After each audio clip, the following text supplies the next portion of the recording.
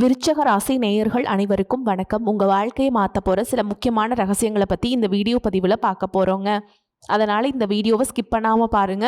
சிவபெருமானுடைய நாமத்தை சொல்லி வீடியோ பதிவை தொடங்கலாங்க. ஓம் நமச்சிவாய. உங்களால் முடிஞ்சதுன்னா கமெண்ட் பாக்ஸில் ஒரே ஒரு முறை கமெண்ட் பண்ணுங்க. இன்னும் நம்ம சேனலை சப்ஸ்கிரைப் பண்ணலைன்னா மறக்காம சப்ஸ்கிரைப் பண்ணிக்கோங்க. வாங்க வீடியோக்குள்ள போலாம். அன்பான விருச்சக ராசி நேயர்களை செவ்வாய் பகவான ராசி அதிபதியாக கொண்டவங்க. இந்த பதிவை நீங்க சாதாரணமா பார்க்காதீங்க. ஏன் அப்படின்னா இன்று சொல்லக்கூடிய விஷயங்கள் உங்களுடைய வாழ்க்கையில எவ்வளவு மாற்றங்களை கொண்டு வரப்போகுது அப்படிங்கிறத இந்த பதிவை முழுசா பார்த்ததுக்கு பிறகுதான் உங்களுக்கு தெரியும். இத்தனை நாளும் உங்களுடைய வாழ்க்கையில ஏன் இவ்வளவு சோதனைகள் வந்தது, ஏன் நீங்க மட்டும் இவ்வளவு போராட வேண்டிய சூழல்ல உருவாச்சு, நீங்க நினைச்சதெல்லாம் நடக்காம தடைபட்டு கொண்டே இருந்தது, அதுக்கெல்லாம் என்ன காரணமா இருக்கு அப்படிங்கிறதையும் நம்ம தெரிஞ்சுக்க போறோம். முதல்ல உங்களுக்கு ஒரு கேள்வி. உங்களை எத்தனை பேர் நான் யாருக்கும் எந்த கெடுதலும் நினைக்கலையே, ஆனா ஏன் எனக்கு மட்டும் இவ்வளவு கஷ்டம் அப்படின்னு அமைதியாக கண்ணீர் வடிச்சிருக்கீங்க? எத்தனை பேர் நான் எல்லாருக்கும் உதவி செஞ்சேன், ஆனா எனக்கு ஒரு சின்ன உதவி தேவைப்பட்ட நேரத்தில் யாருமே எனக்கு பக்கத்துல இல்லை, எந்த ஒரு உதவியும் செய்யல, தெரியாதவங்க கூட சில உதவிகளை செய்யறதுக்கு முன் வந்தாங்க, ஆனா தெரிஞ்சவங்க என்னை கண்டுக்கவே இல்லை அப்படிங்கிற ஆதங்கம் உங்க மனசுல இருந்துட்டு இருக்கும். எல்லாருக்கும் வாழ்க்கையில நல்ல விஷயங்கள் நடக்குது, எனக்கு மட்டும் ஏன் நடக்க மாட்டேங்குது அப்படிங்கிற கேள்வியும் உங்ககிட்ட இருக்கு. அப்படின்னா இந்த பதிவு உங்களுக்கு தான். விருச்சிக ராசிக்காரங்களை பொறுத்த வரைக்கும் வெளியில பார்க்கும்போது தைரியமானவங்களா இருப்பீங்க. ஆனா உங்களுடைய மனசு ரொம்பவே மென்மையானது. மற்றவங்க கஷ்டப்படுறத பார்த்து அவங்களால தாங்கிக்க முடியாது. யாராவது உதவி அப்படின்னு கேட்டா இல்லைன்னு சொல்ல மாட்டீங்க. உங்களுடைய இரக்க குணத்தாலேயே உங்களுக்கு கஷ்டங்களும் ஏமாற்றங்களும் பிரச்சனைகளும் புதுசு புதுசா வந்துட்டு இருக்கும். நீங்க யாரை முழுசா நம்புனீங்களோ அவங்களே உங்களுக்கு துரோகங்களை செஞ்சிருப்பாங்க. ஆனாலும் இத்தனை விஷயங்கள் நடந்த பிறகும் இன்னும் நீங்க நம்பிக்கையோடு இருக்கீங்க அப்படின்னா இதுதான் வாழ்க்கை. வாழ்க்கையில் மனுஷங்க இப்படி தான் இருக்காங்க அப்படிங்கிற அனுபவ பாடத்தை இப்போ நீங்கள் கற்றுக்கிட்டீங்க அப்படிங்கிறத ஓரளவுக்கு புரிஞ்சுக்கலாம். விருச்சிக ராசி விசாக நட்சத்திரம் 4ஆம் பாதம், அனுஷ நட்சத்திரம் கேட்டை நட்சத்திரம்ல இருக்கவங்களுக்கு குடும்பத்தில் சுபகாரியம் தொடர்பான எண்ணங்கள் இருக்கும். நீண்ட பேச்சுவார்த்தைகள் மற்றும் விவாதங்களுக்கு பிறகு சுமூகமாக அந்த காரியங்கள் நடக்கும். மேலும் சுபகாரிய பேச்சுக்கள் நடக்கும் பொழுது பயனற்ற விவாதங்களை குறைச்சிக்கிறது நல்லது. விலை உயர்ந்த பொருட்களை வாங்குறதுல கவனம் செலுத்தணும். எதையும் செஞ்சு முடிக்க முடியும் அப்படிங்கிற உங்களுக்கு தன்னம்பிக்கை இருந்தாலும் மற்றவங்களை முழுசா நம்பி எந்த ஒரு காரியத்திலையுமே நீங்க இறங்கிடக்கூடாது. உங்க கையில போதுமான அளவு சேமிப்பு மற்றும் பணம் இருந்தாலும் கடன் வாங்கி செலவு செய்யக்கூடிய சூழல் உருவாகும். வேலை செய்யக்கூடிய இடத்துல மறைமுகமாக இருந்து வந்த எதிர்ப்புகள் குறையும். தந்தை மற்றும் தாய் வழி உறவுகள் கிட்ட அனுசரிச்சு போறது நல்லது. உங்களுடைய காரியங்கள் முழுசா நடக்கிற வரைக்கும் பெரிய எதிர்பார்ப்புகளை வச்சுக்காம நடைமுறை வாழ்க்கையில் இருக்கக்கூடிய யதார்த்தத்தை புரிஞ்சுக்கிட்டு உறவுகளோட நீங்க பழகணும். அக்கம் பக்கத்துல இருக்கவங்க உங்களுக்கு ஓரளவுக்கு ஒத்துழைப்பு கொடுப்பாங்க. கடன் தொடர்பான பிரச்சனைகள், கொடுக்கல் வாங்கல் தொடர்பான சிக்கல்கள் இருக்கு அப்படின்னா அதையெல்லாம் கொஞ்ச நாளைக்கு பிறகு முயற்சி மற்றும் அவசரம் காட்டாம அமைதியா இருக்கிறது நல்லது. கன்னிராசியில சுக்கிரன் நீச்சம் அடைகிறாருங்க. விருச்சிக ராசிக்கு 11ஆம் இடமான லாபஸ்தானத்திலிருந்து நடக்கிறதுனால பொருளாதாரத்துல சின்ன அளவிலான வரவு செலவு மாற்றங்கள் நடக்க போகுது. நண்பர்கள் வழியில வீண் அலைச்சல் மற்றும் ஆடம்பர செலவுகள் அதிகரிக்கக்கூடிய வாய்ப்புகளும் இருக்கு. இதன் காரணமா பாத்தீங்கன்னா நீங்க எவ்வளவுதான் பெரிய பெரிய முயற்சிகள் எடுத்தாலும் லாபம் கிடைக்க வேண்டிய வேலைகள்ல உங்களுக்கு தாமதங்கள் உண்டாகும். உங்களுடைய ராசி அதிபதியான செவ்வாய் மிதுன ராசிக்கு பயிற்சி அடைகிறாருங்க. அது உங்களுக்கு 8ஆம் இடமான அஷ்டமஸ்தானத்துக்கு குறிக்குதுங்க. இதனால உங்களுடைய உடல் நலம், குடும்ப பேச்சு மற்றும் எதிர்பாராத மாற்றங்கள் இதுல உங்களுக்கு எச்சரிக்கை ரொம்பவே அவசியம். எப்பவும் சில விஷயங்கள் எல்லாம் சாதாரணமா கடந்து போகக்கூடிய உங்களுக்கு 8ல செவ்வாய் வரதால அதிகமான கோபம், நிதானமற்ற பேச்சு, அவசர முடிவுகள் அப்படின்னு சில விஷயங்கள் உங்களுக்கு சாதகமா இல்லாத மாதிரி இருக்கும். இந்த காலகட்டத்தில் கணவன் மனைவி மற்றும் உறவினர்கள் கிட்ட வீண் வாக்குவாதங்கள் வராமல் நீங்க வார்த்தைகளை கவனமா இருக்கணும். வேலை செய்யக்கூடிய இடத்துல கூட வேலை செய்யறவங்க மற்றும் உயர் அதிகாரிகள் கிட்ட சின்ன சின்ன மனஸ்தாபங்கள் ஏற்பட்டு பணிச்சுமை அதிகரிக்கலாம். பூர்வீக சொத்து தொடர்பான விஷயங்கள்ல சிக்கல்கள் நீடிக்கும். அதனால் அவசரப்பட்டு எந்த ஒரு சட்டப்படியான நடவடிக்கையும் இறங்க வேண்டாம். எதிர்பாராத விரயங்கள், திடீர் செலவுகள் வரும் அப்படிங்கிறதுனால பணம் கையாளும் போது விழிப்புணர்வு ரொம்பவே அவசியம். அதே நேரத்தில் வாய்ப்பு கிடைக்கும் போதெல்லாம் நீங்க பணத்தை சேமிக்கிறதும் முக்கியம். மேலும் எது உங்களுக்கு ஆறுதலா இருக்கும் அப்படின்னு பாத்தீங்கன்னா கடகராசியில புதன் மற்றும் குரு சேர்க்கை நடக்கும்போது விருச்சிக ராசிக்கு 9ஆம் இடமான பாக்கியஸ்தானத்தில் இது நடக்கிறதுனால தந்தை வழியில ஆதரவு கிடைக்கும். நீண்ட தூர ஆன்மீக பயணம், உயர்கல்வி மற்றும் தொழில நல்ல வளர்ச்சி, அதிர்ஷ்டமான பலன்கள் இது எல்லாமே கிடைக்கும். மேலும் இது உங்களுக்கு 9வது வீட்டை குறிக்கிறதுனால இது அதிர்ஷ்டத்தை தரக்கூடியது. தடைப்பட்ட காரியங்கள் நடக்கும். அதற்கான சரியான திட்டமிடல் மற்றும் நிதானம் ரொம்பவே முக்கியம். குருவும் புதனும் சேர்ந்திருக்கிறதுனால உங்களுடைய பேச்சுல முதிர்ச்சியும் எடுக்கக்கூடிய முடிவுகள் ஞானமும் இருக்கும். இந்த ஜோதிட சூட்சமங்களை சரியா புரிஞ்சுக்கிட்டீங்க அப்படின்னா பார்த்தீங்கன்னா உங்களுக்கு சிறப்பான பலன்களும் மாற்றங்களும் எல்லாமே காத்துக்கிட்டு இருக்கு. உங்களுடைய வாழ்க்கையில் வரக்கூடிய சில நபர்கள் உங்களுக்கு நல்ல பலன்களை ஏற்படுத்தி கொடுக்க போறாங்க. புதிய நண்பர்களின் அறிமுகம் மற்றும் எதிர்பாராத உதவி உங்களுக்கு உற்சாகத்தை கொடுக்க போகுது. உங்க மனசுல இருக்கக்கூடிய பயம் நீங்கணும், தடைகள் விலகணும் அப்படின்னா வாரந்தோறும் நரசிம்ம பெருமாளுக்கு நெய் தீபம் ஏற்றி வழிபாடு செய்யுங்க. அப்படி செஞ்சீங்க அப்படின்னா நீங்க நினைச்ச காரியங்கள் நினைச்ச மாதிரியே நடக்கும். இன்னும் சிலருக்கு பார்த்தீங்கன்னா உங்க வாழ்க்கையில வரக்கூடிய உறவு யாரு அப்படிங்கிற சந்தேகம் இருக்கும். சிலருக்கு காதலா, சிலருக்கு திருமணமா அப்படின்னு நினைப்பீங்க. ஆனா வாழ்க்கையில உறவு அப்படின்னா அதுக்கு ஒரே ஒரு அர்த்தம் மட்டும் இல்லை. சிலருக்கு பல வருடங்களா பேசாம இருந்த ஒரு சொந்தம் மீண்டும் தொடர்பு கொள்வாங்க. சிலருக்கு பார்த்தீங்கன்னா ஒரு நல்ல நண்பர் சரியான நேரத்தில் வந்து தைரியம் கொடுத்து உதவிகளை செய்வாங்க. சிலருக்கு வேலை மற்றும் தொழில ஒரு முக்கியமான நபர் அறிமுகமாகி அவருடைய தொழிலுக்கு மிகப்பெரிய முன்னேற்றத்தை கொடுக்கக்கூடிய நபராக மாற போறார். திருமண வயதில் இருக்கவங்களுக்கு பார்த்தீங்கன்னா புதிய வரன் அல்லது வாழ்க்கை துணை பற்றிய அறிகுறியாக கூட இருக்கலாம். ஏற்கனவே திருமணமானவங்களுக்கு கணவன் மனைவிக்கிடையே இருந்த மனக்கசப்புகள் குறைந்து மீண்டும் நெருக்கம் உருவாகக்கூடிய காலமாகவும் இருக்கும். குடும்பத்தில் பிரிஞ்சிருந்த ஒருவர் மீண்டும் இணைவதுமாக கூட இருக்கலாம். இதில் முக்கியமாக நீங்கள் எந்த விஷயத்தை புரிஞ்சுக்கணும் அப்படின்னு பார்த்தீங்கன்னா எல்லா உறவுகளும் நம்மக்கிட்ட நிரந்தரமாக இருக்க போகிறதில்ல. சிலர் நம்ம வாழ்க்கையில் ஒரு பாடத்தை கற்றுக் கொடுக்க வருவாங்க. சிலர் நம்ம கூட பேருந்தில் பயணம் செய்யக்கூடிய ஒரு பயணியை போல வருவாங்க. இன்னும் சிலர் பார்த்தீங்கன்னா நமக்குள்ளே இருக்கக்கூடிய திறமைகளை வெளிக்கொண்டு வரக்கூடிய ஆசானாகவும் இருப்பாங்க. அதனால் புதிய நபர்கள் உங்கள் வாழ்க்கையில் வரும்பொழுது எந்தவித எதிர்பார்ப்புகளையும் அவங்க மேலே சுமத்தாமல் எப்பயும் போல் உங்களுடைய இயல்பான குணத்தில் நீங்கள் இருங்க. இந்த காலகட்டத்தில் பார்த்தீங்கன்னா உங்களுடைய அணுகுமுறை ரொம்பவே முக்கியம்.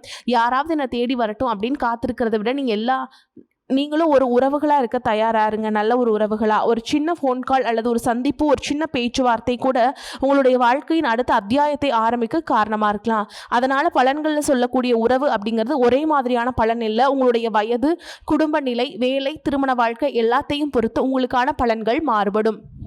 உங்கள் சொந்தக்காரங்க, உங்கள் நண்பர்கள் ஒரு தேவை இருக்குதுன்னா மட்டும்தான் உங்ககிட்ட வருவாங்க. அந்த தேவை முடிஞ்சதுக்கப்புறம் உங்களை தூக்கி போட்டுட்டு போயிடுவாங்க. மறுபடியும் அவங்க வந்து உங்ககிட்ட உதவின்னு கேட்பாங்க. அவங்க உங்களுக்கு முன்னாடி செஞ்ச துரோகத்தை எல்லாம் மறந்துட்டு மறுபடியும் அவங்களுக்கு உதவி செஞ்சு ஏமாறக்கூடிய ஏமாளிகளாகவும் நீங்கள் இருப்பீங்க. இந்த வாழ்க்கையில் எப்படியாவது முன்னேறணும் அப்படிங்கிறதுக்காக தினம் தினம் கஷ்டப்பட்டு உழைக்கக்கூடியவங்களாக இருக்கீங்க.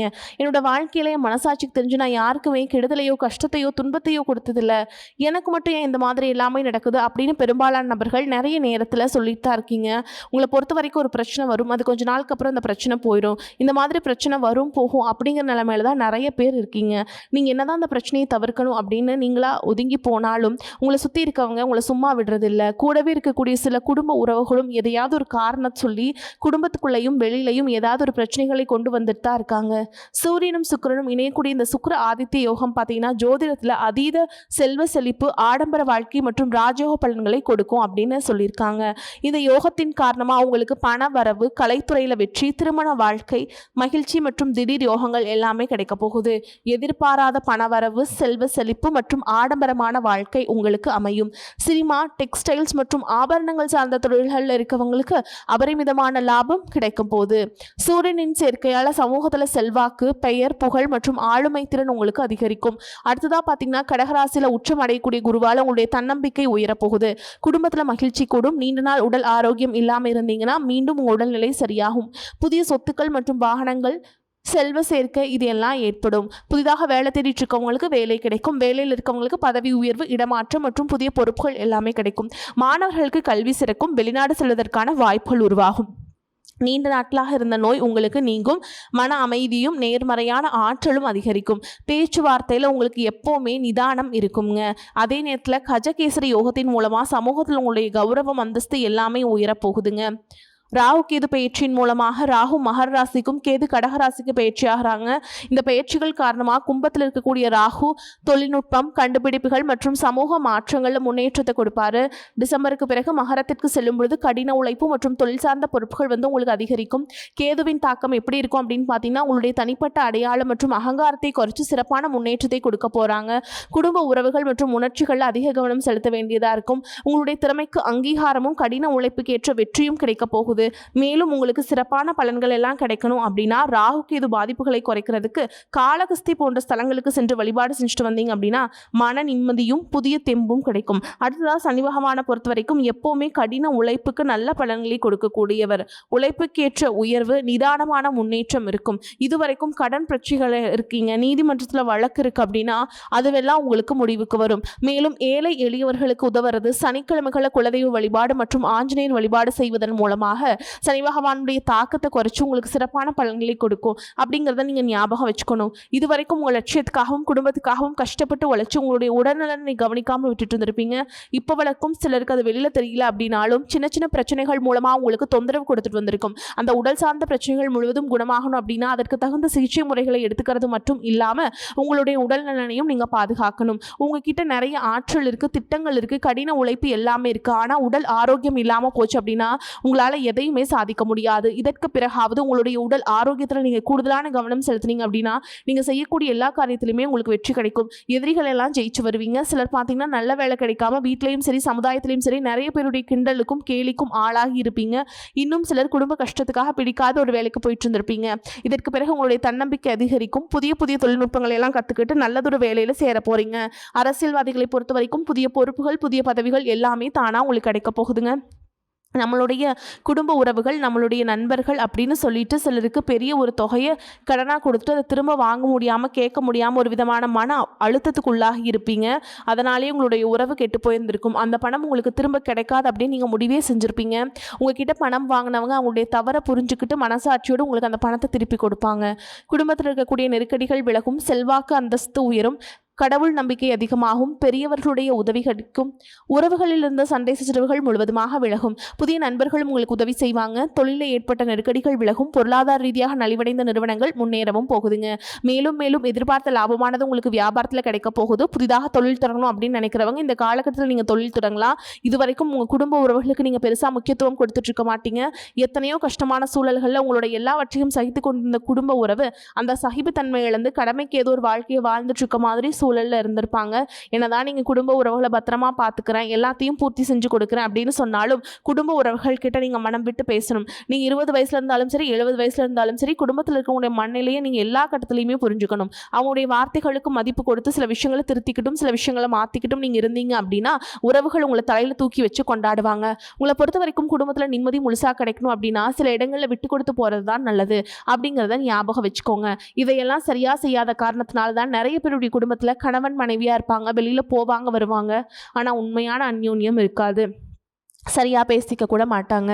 சமுதாயத்துக்காக போலியான ஒரு வாழ்க்கையை வாழ்ந்துட்டு இருக்க மாதிரி இருக்கும். இதற்கு பிறகு உங்கள் வாழ்க்கையில் இதுவெல்லாம் நடக்கக்கூடாது அப்படின்னா மனம் விட்டு பேசி உங்க கூட அதிகமான நேரத்தை செலவிடணும். உங்கள் மேலே உங்களுக்கு நம்பிக்கை வர மாதிரி நடந்துக்கணும்.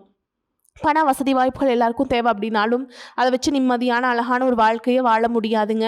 கோடீஸ்வரனாக இருக்கவும் கூட கஷ்டப்படுறதையும் ஏழைகளாக இருக்கவும் கூட சந்தோஷமாக இருக்கிறதையும் நம்மளால் பார்க்க முடியுது. சின்ன சின்ன விஷயங்கள் கூட சரியாக பேசி முடிக்காத காரணத்தினால தான் பெரிய பெரிய பிரிதல்கள் எல்லாமே வருது. இன்னும் சிலருக்கு பார்த்திங்கன்னா விவாகரத்து வரைக்கும் கூட போயிடுது. இந்த மாதிரியான விஷயங்கள் எல்லாமே உங்கள் வாழ்க்கையில் நடக்கிறதுக்கு நீங்கள் மட்டுமே முழுமையான காரணம் இல்லை. உங்களை மட்டுமே குற்றம் சொல்லிட முடியாது. சில கிரகங்களுடைய பார்வை தசாபுத்தினுடைய பலன்கள் காரணமாகவும் இதுவெல்லாம் நடக்கும். சில ஜோதிடம் சூச்சங்களை எல்லாம் நீங்க புரிஞ்சுக்கிட்டு சரியான விஷயங்களை மட்டும் செஞ்சீங்க அப்படின்னா உங்களுடைய வாழ்க்கையில நல்லது நடக்கும். நீங்க விவாகரத்து வாங்கியிருந்தா கூட 2 பேருடைய உள்ளத்திலையுமே தூய்மையான புரிதல் வர வரைக்கும் உண்மையா நடந்துக்கங்க. உங்க வாழ்க்கையில் நடந்த சம்பவங்கள் எந்த மாதிரி சிச்சுவேஷன்ல நடந்துச்சு அப்படின்னு மற்றவங்க சூழல்ல இருந்து உணர்வு பூர்வமா நினைச்சு பாருங்க. நிச்சயமா உங்க மனசுக்குள்ள மிகப்பெரிய மாற்றம் வரும். இந்த மாற்றத்தின் காரணமா குடும்ப உறவுகள் மீண்டும் சேருவாங்க. இதுவெல்லாம் உடனே நடக்கல அப்படின்னாலும் சில மாதங்களில் ஒன்றாக சேர்வதற்கான வாய்ப்புகள் இருக்குது. உங்ககிட்ட இருந்து வெளிப்படக்கூடிய தனி மனித ஒழுக்கம் மற்றும் மது மற்றும் போதை பழக்கங்கள்லேருந்து விலகி இருக்கிறது, ஆரோக்கியமான உணவு பழக்க வழக்கங்கள் காரணமாக பல நாட்களாக விலகி இருந்த உறவுகள் மீண்டும் உங்களோடு வந்து சேர போகிறாங்க. புதிய நட்பும் நண்பர்களுடைய தொடர்பும் உங்களுக்கு ஏற்படும். இதுவரைக்கும் வாழ்ந்த வாழ்க்கையை விட வித்தியாசமான புதியதொரு வாழ்க்கையை நீ வாழ போகிறீங்க.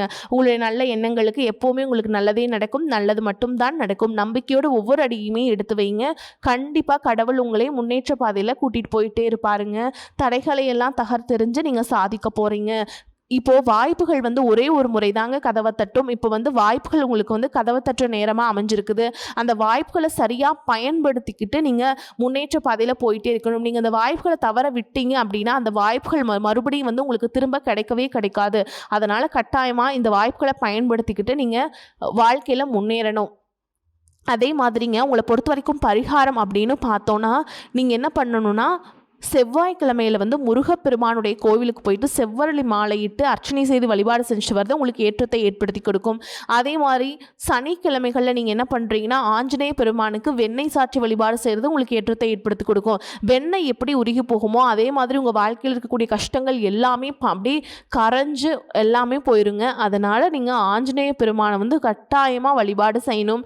அதே மாதிரி ஞாயிற்றுக்கிழமைகளில் காலையில் சூரிய பகவானுக்கு நீர் அர்ப்பணம் செய்து வழிபாடு செய்கிறது உங்களுக்கு சிறப்பான பலன்களை கொடுக்கும். இந்த பரிகாரத்தை எல்லாம் சரிவர செஞ்சுட்டு வாங்க, நீங்களே மாற்றத்தை உணர்வீங்க. வாழ்த்துக்கள். நன்றி. வணக்கம்.